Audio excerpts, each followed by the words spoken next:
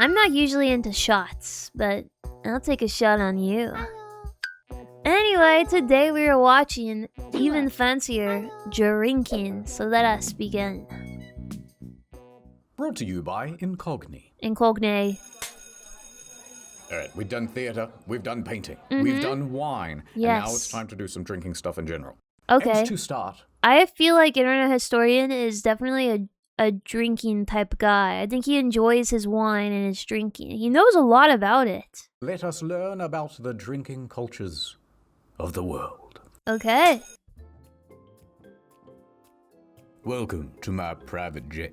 Come on, kid, I got a lot to teach you about the world. Nice. Whoa, double cheeked up balloon Sunday? Hello? We must learn all of the drinking customs of all the funny foreign places. Starting with where drinking was invented. The Okay. country of Uck. Really? The trick is to jump just before you hit the ground. Observe British people in their natural habitat. Here they do a thing called cheers, where they Cheers. clink their glasses together before drinking.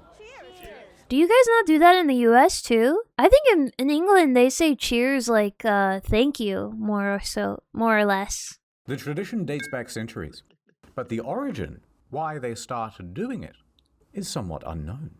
Wait, let me guess. They cheers because they clink all of their glasses together so a little bit of each of their drinks get into the other drinks. And so that way if anyone has poison, then the poison is spilled equally into each other's drinks. And so then they all take a gulp, so it's like, oh, we know that we're not poisoning each other? But we have a couple of theories. Theory 1, poisoning. I'm so freaking smart. What? Yes. So imagine a situation like this. Two people who don't trust each other, sitting down together at the pub. This guy then does something shady to the other guy's drink. Ooh. Here you go. Did you poison my drink? Me? I would never. Well then, I'll pour a little of mine into yours, and you can pour a little of yours into mine, and we'll both either be totally fine or both totally dead. No, Yeah. no, there's no need to do that. So that was the initial version, and then eventually they just kind of shortcutted it to, yeah, clink clink, it's fine, I trust you. Oh, I see. But that's probably a myth. No! So, theory number 2. Ghosts. What? Right, in the Middle Ages, people Please don't play that audio. I will get copy striked. were worried about spooky ghosts and spirits. So they'd do cheers very loudly to scare away the demons. Ah. Also, sometimes you'd spill some of your drink onto the table and the floor, and Yeah. then that was like a little offering to the spirit. What the hell? But that's probably also not true. Yeah, why would that be The true? most likely answer is simply that everyone likes that sound. Very satisfying. Sorry, can we go back one frame? Maybe a couple? Feet. He's definitely looking at that Feet. feet. What the freak? There's more. You know when someone drops a glass and everyone goes kind of silent, like, oh, you fucking Ooh. idiot. Well, in the UK, instead, everyone goes, way, in celebration. As a way Way. to make fun of you, but also make you feel. I don't know. I've been to the UK quite a lot, and I don't know if that's what happens when they break a glass. I think everyone gets a little startled and they kind of look at whoever broke the glass, and then they keep talking. I feel like it makes sense maybe if you're at like a sport bar or something. Not so bad. Uh-oh. The BBC? They have a whole The big- organization for that now? What is BBC? Oh, the British broadcast. Oh. We gotta get out of here. We'll take my private cruise ship. Come to Italy, where they filmed the Italy. Marvel. Let me just park this here. Chat, is this actually real? On his way to the Leaning Tower of... That's me for real. I've been to Italy, but I've only been to the countryside. I have not been to the Rome? Is Rome in Italy? Pizza, held up by the raw strength of 1,000 tourists posing Wow. for photographs. Incredible. But did you know that Italians, when they say cheers, say chin chin? What? Now, that is very funny to the Japanese, because in Japanese, chin chin means penis. Germany next. No, when I was in Italy, we say like, what the freak? We did not say chin. Dude, this guy's spreading false information. I don't remember what we did say, but it was some sort of like Italian word. Now here they do Bruderschaft. Bruderschaft. You link your arms together when drinking. It's also kind of seen all over the world at weddings in particular. Oh, but that's only cute. the Germans have a name for it. It symbolizes the end of formalities between two people. But the Germans have a lot more. Now, when you clink glasses together with someone, you have to look them directly in the eye. Stop, I hate this. I hate this. And Stop. if you don't do it, you will be cursed with 7 years. Of bad...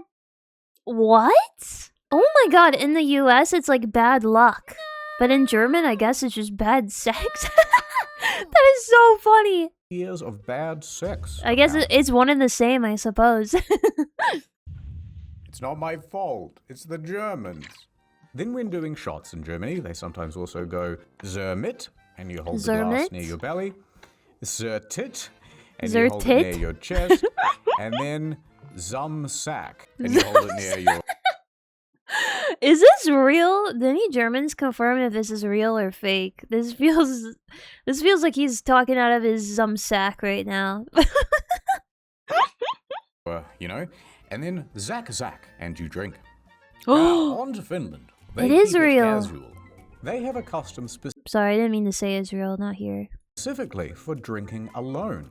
You're supposed to do it while loafing around in your underpants, and it's called kalsari kani. Also known as Kani? underwear drunk. All right, that's all I Oh, can that's find on nice. Finland. So off to Canada. To get there, I booked Canada! us a private fishing troll. I love Canada. I'm going to Canada this month, actually. Love Canada. I visit Canada all the time. It's so exclusive that even these fish, yes, they go to a private school. Oh, I get it. In Newfoundland, Canada, they have the Newfoundland Screech. You Okay. take a shot of Screech, and then you do the Screech. It's like this. Is you a screecher? And then you answer like this. Deed I am, me old cock, and long may your big jib jaw. That's it. It's a pirate. Wait, what does that mean, long? Which means, yes, I am my old friend, and may your sails always catch wind. Ah. Then they take a big fish, usually a cod, and they kiss it on the lips. Ew. Anyway, I'm kind of busy, so there's no more customs anywhere in the world. You can do Oh, really? some more, maybe independent research yourself. I'll see you back in the field. Ew. Okay, he's such a fish man. He loves the ocean, he loves boats, he loves fish, and he loves guns. A simple man he is. Okay, this next section is on They purposefully did that because I was about to ask why does it just say cock by his head? cocktails. There you go. It all started when we made this asset where the Irish character, he's shaking a cocktail at a frat party, and I turned to the editor and I went, wait a minute, that's a weird word. Why are they called cocktails? Yeah, And why? we started Googling it, and we kind of went down a rabbit hole, and it was actually really interesting. So, here it is.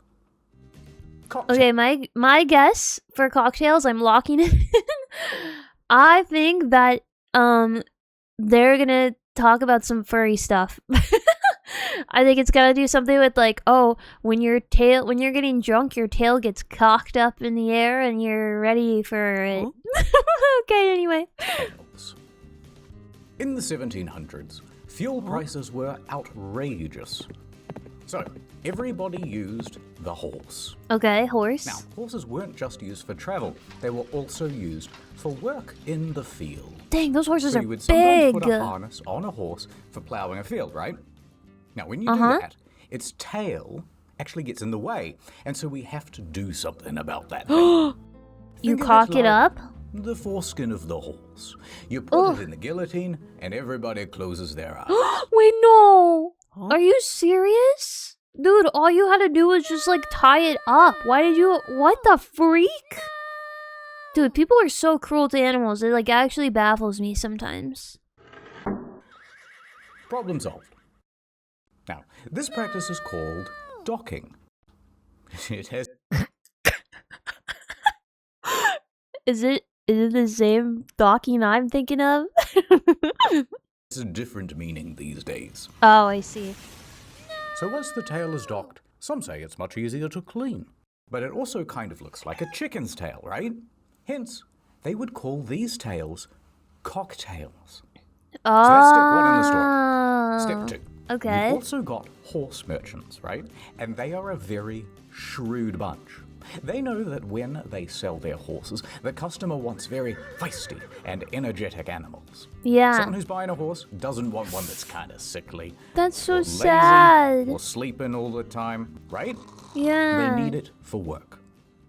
So how do you ensure, then, that your horse looks full of beans and moxie and some other stuff and has the maximum horsepower possible when it's You get them like really fat and really angry, maybe. time to sell? Well, they would use this one quick hack. All the equestrians hate them. They would go over to their mortar and pestle, and they would throw in some chili, some ginger, and a few other spices. No. And just mix it all together. Then they would go over to the horse. Hold still, little No, fella, no, and no, no. I don't want to know. I don't want to know. What? Dude! I thought like I was thinking, oh, they're gonna feed the horse the spicy food, and they're gonna be like, oh, so spicy, hot, hot, hot. I don't want it, dude. Okay, deep breath. the mixture go up into the no-no area. Now, the horse doesn't like that very much, so it's kicking, it's going mad, and the bidders are all going, wow, this is a really great horse. It's got some spunk, I tell you. I'm buying it. So the horse merchants made a whole bunch of money. You know, this just feels like a really roundabout way and a really interesting way to get a horse like super excited. You can literally like spook a horse with a spider. You know what I mean? You could like flap an umbrella and the horse will get like spooked unless it's desensitized.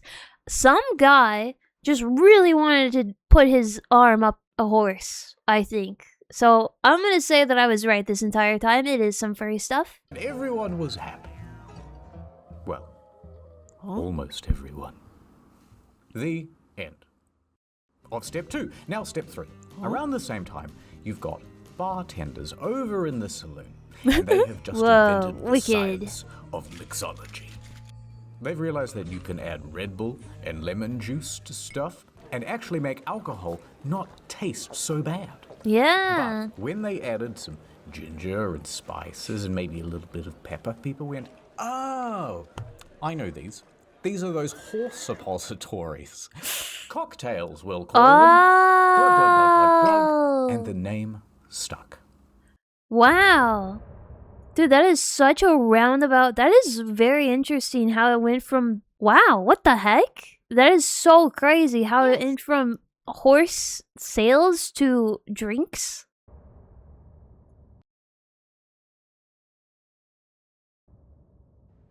Do you think it's too early for ad time? I don't think it's too early for ad time. Ad time. Oh no, help me, Incogni Man. I signed up for discounts at a retail store and they won't stop sending me Incogni messages. Man? Huh? I signed up to that website years ago. Why are they still spamming me? Oh? That would be my doing. I am data-based man. Database, Who will yes. stop him? It's me, Incogni Man. Really?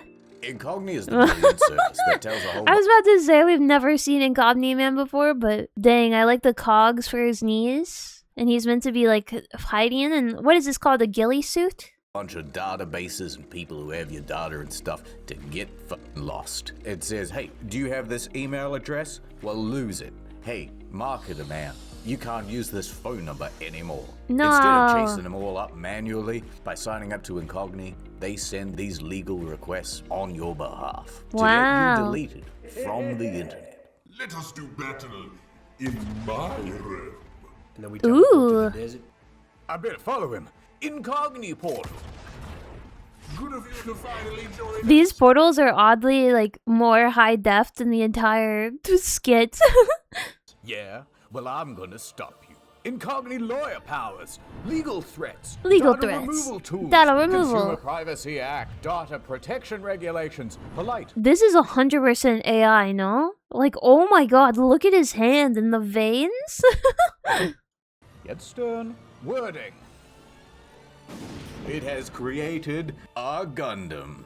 So go to incognito.com. A Gundam. Incognito. Sign up today and get 60% off an annual plan. I won't change numbers. Ew, they're I touching won't change email tips. addresses. I'll just simply take them back. Ooh. I can feel it working. My phone isn't ringing as often. My email inbox, it's less full with just a whole bunch of shit. If the spam callers don't call me or text me, then who will? And then like the sun comes out, the clouds clear. My databases are getting too light. Overloading. What does he say? I can't hear him.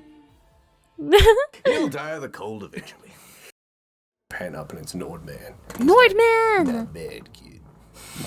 Not bad at all. So go to incognito.com/. Dude, Incognia is like Spider-Man and Nordman is like Iron Man. And he's just like watching Spider-Man and as he grows up and turns into his own hero. Yes. Incognito. Sign up today and get 60% off an annual plan. Add over. Have you heard about the latest dangerous trend? It's What? all over social media. Wine mixed with watermelon. A combination when mixed together makes a deadly poison. That sounds nice. Here we are in Argentina with a delicious watermelon. Now let me chase it down with a glass of wine. Wait, why is it deadly? Okay, it's not true. But it's been a myth in South America for over 100 years that you should never pair wine and watermelon together. No Why? one quite knows why. But we dug and we were able to find a single source from an author, Facundo de Genova. And he says, in probably Argentina. Hey, wait a second. I have like a really obscure. Do you see this art style? This looks like, and follow me here. There's an online video game where it was a guy working in an office and he hated his boss. And so you could like click on different objects in the office and he would use that object to like kill his boss or like kill people. I don't know. This art style reminds me of that. Facundo de Genova. And he says, in probably Argentina, probably sometime in the 1800s, there was a small Catholic church and everything was great. For a time. Oh? They grew wine for dinner and watermelon for dessert. Until one day, something bad happened in Plague? their idyllic little town. Oh no. It's probably like some sort of like weird plague or like the watermelons were probably poisoned and then people drank wine and the wine made the sickness last longer because wine obviously is a poison too. Men in the village started getting a bit grabby. Oh, It was a whole Me Too thing, but it was the first Me Too. It was a Me one. No one quite knows who did what to whom, but it was a big scandal, I tell you. And it kept happening. Oh no, what's happening to our beautiful village? They said in their funny foreign accents. Now, presiding over the village was a monastery. So the priests all gathered together at this monastery to figure out what the hell's going on with all this grabbiness, Yeah, this town sucks now. said the women folk. I hope you have the plan to fix this. Yes, of course we do. But first, we must figure out why the men are becoming so grabby. Come on, guys, think outside. I hope they're just being grabby and not like I'm kind of getting like a little bit of a reading in between the lines thing and there might be something else going on. The box. We have to find something, anything to blame, except the people who actually did the thing. So the priest Oh my god, love that. Thank you internet historian for actually like making a joke about that, please. began looking at the diets of the people in the village. The priest said aloud. One of the monks proposed a theory. Have you noticed that we grow a lot of grapes here? Yeah. Yes. And have you noticed that we also grow a lot of watermelon? Yeah. Well, what if, somehow it makes the men folk grabby? That must be it. We must put a stop. Oh my god, that's it? Dude, oh my god. So that's why I'm gonna freaking scream. To this. But how? Well, let's tell them that if they drink wine and eat watermelon, they'll go to hell. Okay, so that's what they did. Hear ye, do not drink wine and then eat watermelon. You'll go to hell. Oh, wow. And it worked. The assaults. Wait, suddenly really? stopped. Hurrah! Wait, it actually worked? Oh my god. Wait, is there something to that that actually is so interesting? Although whether that was a coincidence, we don't actually know. Oh, Over okay. time, however, the messaging kind of evolved because don't mix wine with watermelon isn't exactly a well-known Bible proverb, and Yeah. people became less religious. So instead of you'll go to hell, the line changed to it's poison and you'll die. Oh, okay, there you go. And in Argentina, in some places, the myth still perpetuates. Interesting. Is there actually any evidence at all that No. pairing wine and watermelon together really causes the mood? Oh, the Kinda. mood. Watermelon contains an amino acid, arginine. Is it gonna be like an aphrodisiac, like similar with chocolate and all those other things? Coffee, maybe? Which partially transforms into nitric oxide, and then nitric oxide is a vasodilator. And vasodilators do this. Plus, wine also has polyphenols, and that also helps in the formation of nitric oxide, so double this. But the effect from nitric oxide is actually very mild. Yeah, what? Also, all of these foods have polyphenols and arginine in them as well. Dang. So pretty much everything has it. So, no, the effects are likely hugely overstated. So, the moral of the story is... Great. The moral of the story is no grabbing women. Don't be grabby. And especially if your friends are being grabby or you know people that are being grabby, don't like try to make up some weird story on, oh, they must be influenced by the watermelon and wine. That's the moral of the story. But I think that's probably pretty obvious to some people. This next section is on wine in the Bible. Sort of. Apologies if we got any details wrong. We mostly kept this section because we liked the pun on Eucharist. Oh my god. Wine in the Bible. The Jumping blood of forward to Christ. Jesus. This is his first recorded miracle.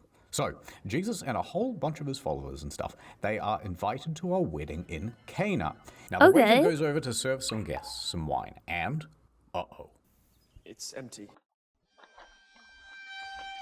What do you mean it's empty? There's no more wine.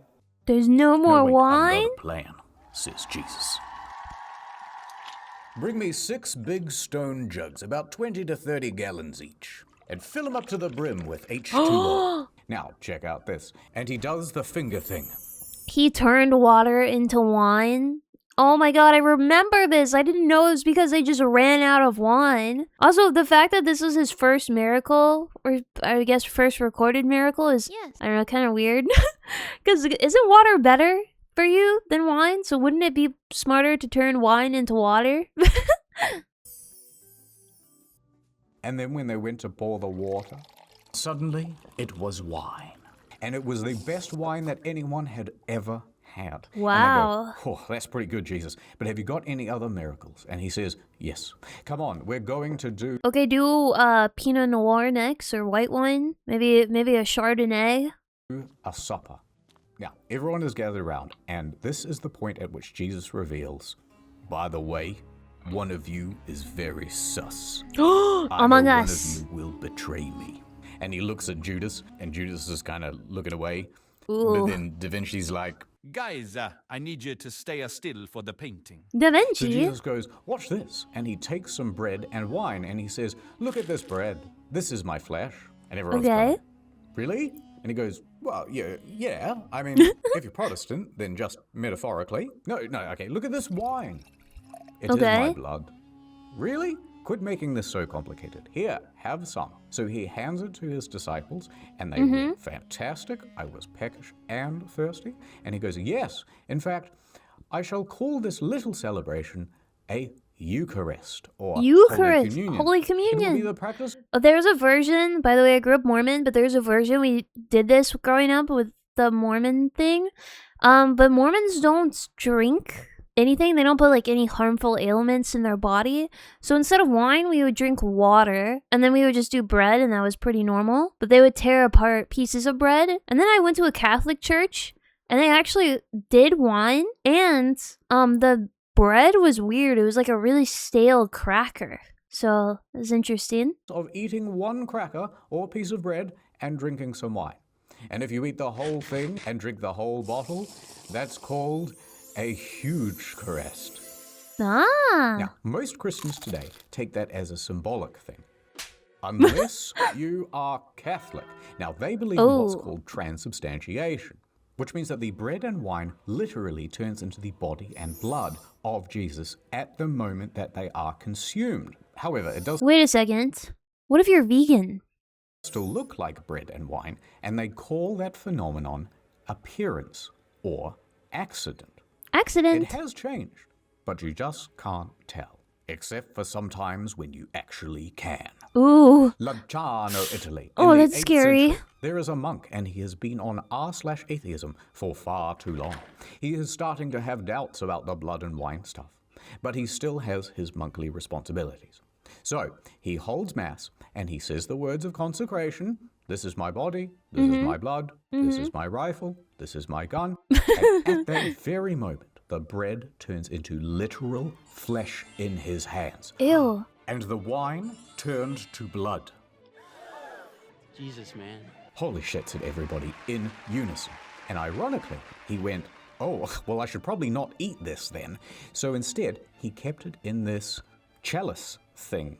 What is it? A clock? Wait, Anyway, what do you mean you probably shouldn't eat it? Isn't that the point? You're supposed to eat it, no? I don't know.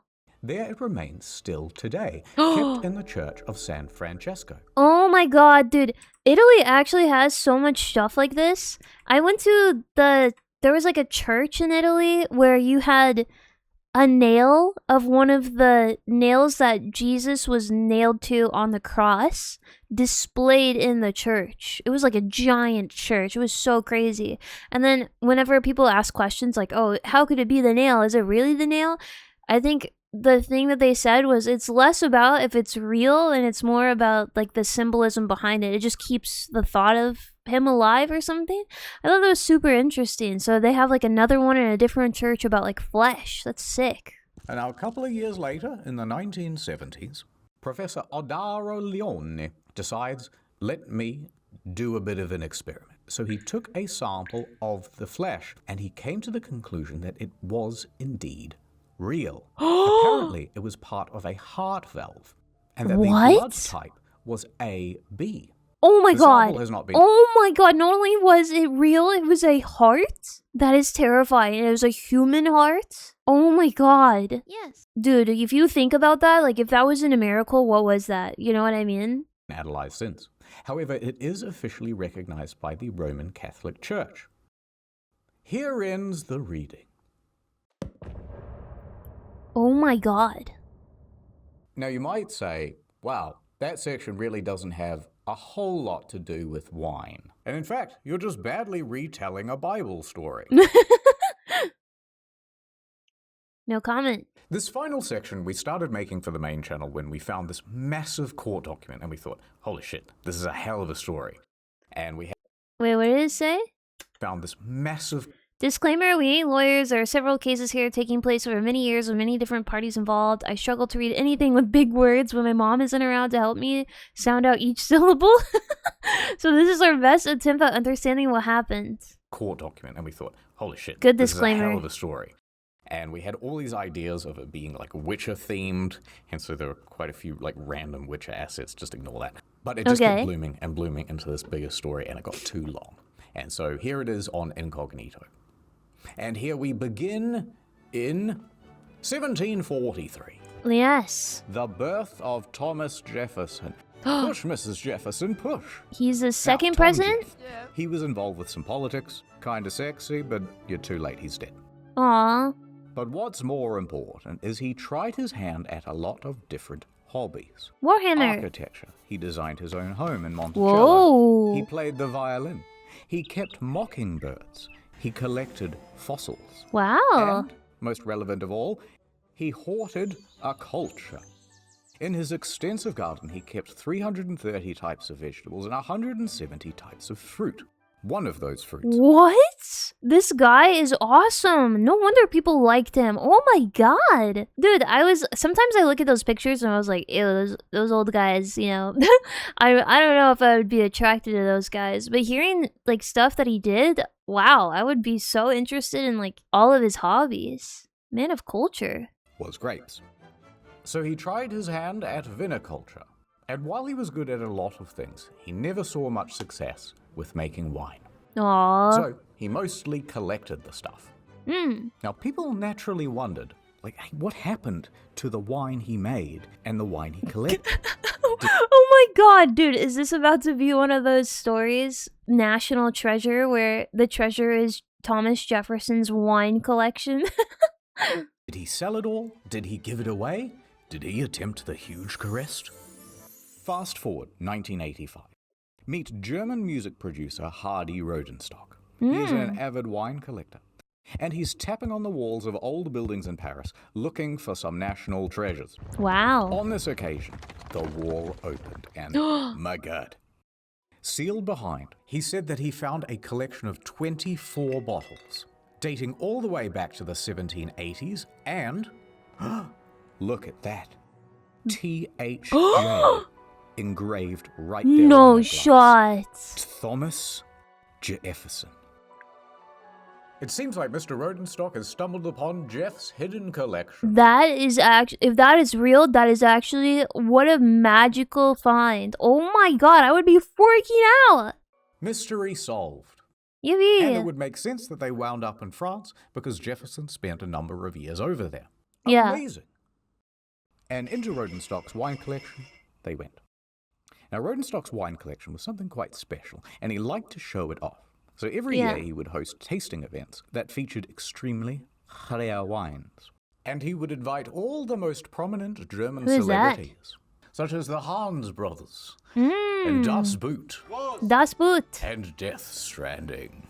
Death Stranding? One of his guests was a guy named Michael Broadbent, the senior director for Christie's auction house. Together, they cracked open one of the THJ bottles. Okay. Bottle number 1. Broadbent said that the wine was delicious.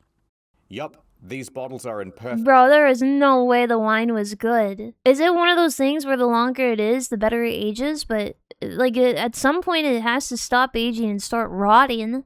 condition, he said. You should really auction these things. I run an auction. You should put them in there. Maybe I should, said Mr. Rodenstock. Maybe I should. Why should he? Did that, they sold 2 of the bottles privately, number 2 and number 3, and they drank a 4th. On the 5th of December, They drank the 1985, 4th. they put up bottle number 5 for auction at Christie's. Okay. It was bought by Christopher Forbes for £105,000. Wait, is that the same Forbes as Forbes magazine? Pounds, which at the time meant it was the most expensive bottle of wine ever sold. Wow. But that wine wasn't to drink. Proudly, that thing sat on the Forbes shelf, eventually to be put into the Forbes gallery in the exhibit on former presidents. Oh my god, that And is funnily sick! enough, they actually put this bottle on display under big industrial lights, and it heated the thing something fierce, and the heat ruined its drinkability. No! Wow. Dude, you think you would have that much money, you would know how to store like an ancient wine, but I guess not. In fact, so intense was the light that the glass expanded and the cork fell into the bottle. Some time passed. They celebrated the sale with another drink. Bottle number 6, now gone. And then they sold... I like how they sell like 1 or 2 and then they just drink a bottle and then they sell a couple more and they drink a bottle. Like, I wonder why they're drinking the bottle. I wonder if like it's an engagement or a special event or a party. I don't know. 2 more privately. In 1987, they drank bottle number 9. Oh my god, are they... 1988, they drank bottle number 10. Dude, they're wasting it! I guess wine is meant to be drank. In a lot of ways, it's probably really nice. And then you just have the rest of the bottles in case money's tight or you want to make a new investment. You could just sell it. At this point, a new challenger enters the scene. The White Wolf of Palm Beach.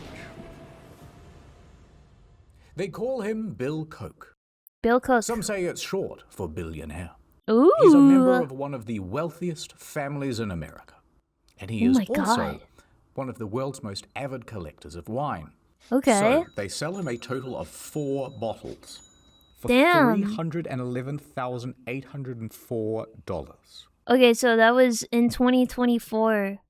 For 300. But 800,000 in 2024? What does that mean? Around 800,000? Oh, it's adjusting for inflation. I see. So it's closer to like probably $1 million now. A couple years? And $11,804. We're way over here on the graph at this point. Yeah. So, gently, careful now. He put them in his climate-controlled cellar. Okay. And he would show them off to his friends. Otherwise, here they remained for the next 17 years. Wow, okay. As the years ticked by, more bottles were sold and more bottles were consumed. Until there were none left. Wow. 2005. The 4 Coke bottles had sat around for a long time on the shelf. Doing nothing. When something new happened. Uh-oh. The Boston Museum of Fine Arts was interested in displaying the bottles and wanted to trace the exact provenance. Uh-oh. Are we about to find out these were fake bottles the whole time? So Coke gets on the line with the Jefferson Foundation and he goes, "Oh, look, I don't mean to brag, but I'm about to have my bottles displayed at the Boston Museum. But I need just a little bit of verification. Could you tell me exactly where these bottles come from?" And the Thomas Jefferson Foundation responded, "I'm afraid we can't do that. We don't think they're real." Yeah? In fact, you're not the only person to call about this. What? Yes, it was in the 80s. A Mr. Broadbent, I believe, of Christie's auction house called up trying to verify the bottles so that he could sell them. But we looked through our comprehensive historical records and found no mention of these bottles. Oh my god. Here's a letter we sent saying that we couldn't verify them. And they're probably fake. But he sold those bottles to me. Damn. Now, back to 1776. Now, here's a thing you should know about Jefferson. I'm gonna be honest. It sucks so bad to be cheated out of like the price of a house for 4 bottles of wine that you think is Thomas Jefferson. But to be honest, this guy's network is in the billions, so that is probably equivalent to us spending like, I don't know, $10 to $20 or something. You could probably do the math. So it's not like that crazy for him to lose out on that money or get scammed for that money, but it is really terrible because it could have been really historical, like artifact. Let's just say if he was around today, he would play a lot of Factorio. Ah. He was, you know. I have the largest collection of Funko Pops in the world.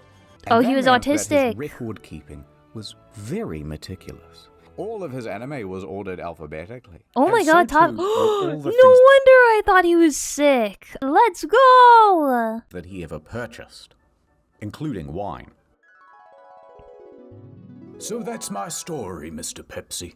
And those bottles are probably fake. Wow. When Coke hears about this, he hangs up the phone and hits speed dial on his pager or something, and I need to assemble a team of investigators.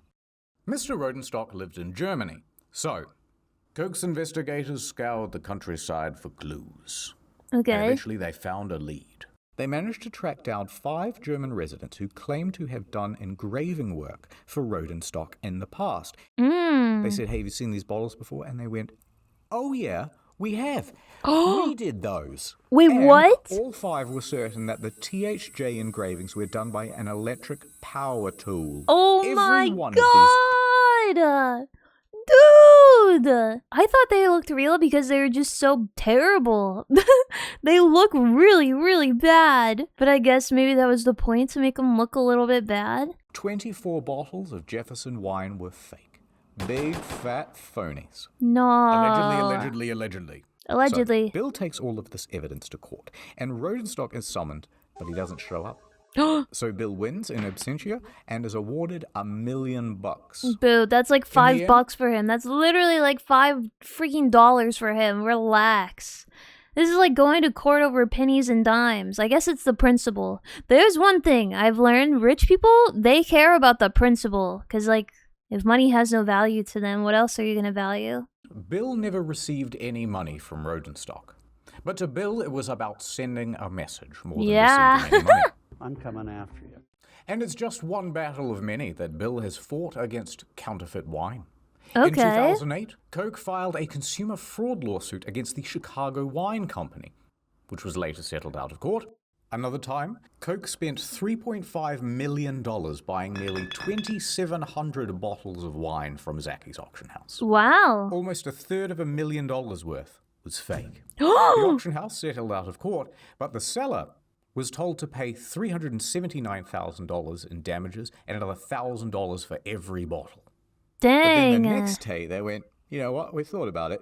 This jury has decided to award you $12 million in punitive damages. Yeah, Jackpot, said so. Mr. Coke. I'm rich. But a year later, the court... Holy crap, you won? Wait, what? A year later, what? Oh no. Here we go. But a year later, the court changed its mind and awarded Coke only $711,000. Aw, dang it. Okay, so this guy's like a one-man army, and he's going around trying to scare the shit out of anyone who's selling fake wine. Yeah, that's kind of you've got awesome. expensive- Man, that you could tell that guy really has a passion for what he's doing. If he's going through all this effort, all in the name of fake wine, that is, I mean, I kind of respect it, to be honest. Of rare wine, do you? Yes. Yeah, I'll buy it then. Yeah, but no, yeah, I'll buy it. No, it's fine. It's genuine, is it? Yeah, you're saying it's genuine. Yeah, definitely.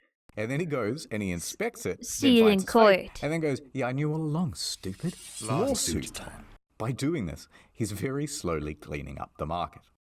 After all of these investigations, Bill has spent around $35 million tracking down fake wine. Dang. But by 2016, Coke was ready to lay down his weapons. Okay. He sold off a big chunk of his collection, and it Wow. sold for $22 million. That is so much Which means money. he likely did not break even. Aww. So consider giving to his GoFundMe. Okay. Now, this is actually just a very small part of the story. This scandal ended up making such waves across the wine industry that they decided to make a movie about it. Based on the Really? Benjamin Wallace book, The Billionaire's Vinegar. Okay, I actually kind of want to watch this. Brad Pitt is in this what? This movie? Holy crap. And it was set to star Brad Pitt. No, wait. Now it's Matthew McConaughey. Oh, wait. No, wait. It looks like it's cancelled. Oh, no. I mean, if you think about it, the only way you're going to make a movie entertaining about somebody's old wine is if it's real. Like a national treasure, like you don't know if it's real, you don't know if it's fake, and then it's like a whole bunch of mystery and intrigue until the very end, and then it is real. Something? Alright, that's the video. Thanks for watching. 4 more to go, but we've already started in on the regular type stuff in case you don't love fancy. Okay, bye. Okay, and bye. don't forget, incognito.com/incognito. Yippee! Yippee, what a funny little wine story. I want to research more about it. That is so fascinating. Thanks for checking out my video. I'll leave a playlist of internet historian videos on your left. You can subscribe on the right or down below. Leave a comment, like, subscribe, and watch me on Twitch. Yippee! I'll see you next time. Bye!